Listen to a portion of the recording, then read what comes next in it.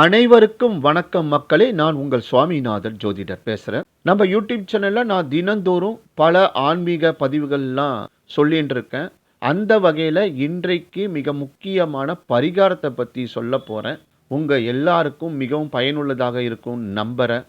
பதிவுக்குள்ளே போகிறதுக்கு முன்னாடி நம்ம யூடியூப் சேனலில் யாரெல்லாம் சப்ஸ்கிரைப் பண்ணலையோ சப்ஸ்கிரைப் பண்ணுங்க, ஷேர் பண்ணுங்க, லைக் பண்ணுங்க. இப்போ பதிவுக்குள்ளே போயிடலாம். சந்திர தோஷமா உங்களுக்கு?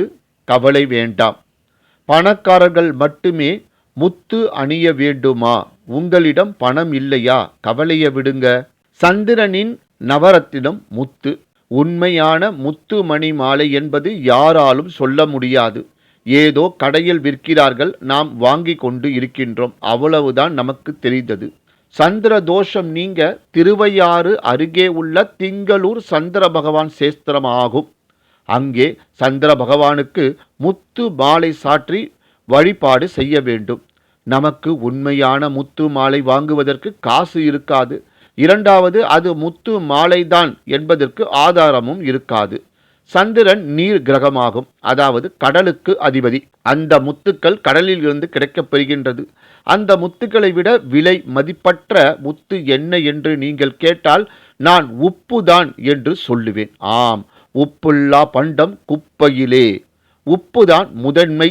தாயின் அம்சம், மகாலட்சுமியின் அம்சம்.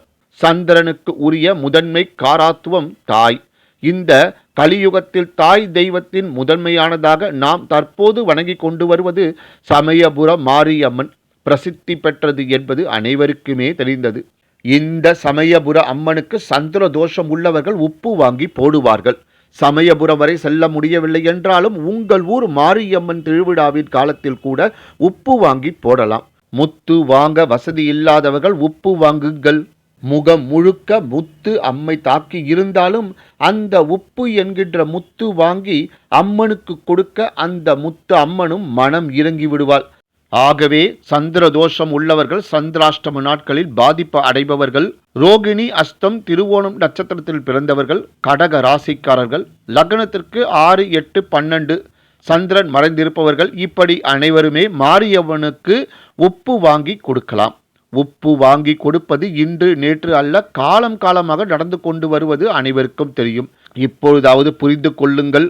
சந்திரனின் ஆதிக்கம், தாயின் அரவணைப்பு எப்படி நமக்கு கிடைக்கின்றது என்று. நம்ம பரிகாரம் எப்பொழுதுமே பாரம்பரிய முறைப்படி இப்படிதான் அமையும். சமயபுரத்தாலே போற்றி போற்றி, சங்கடம் தீர்ப்பாய் போற்றி போற்றி.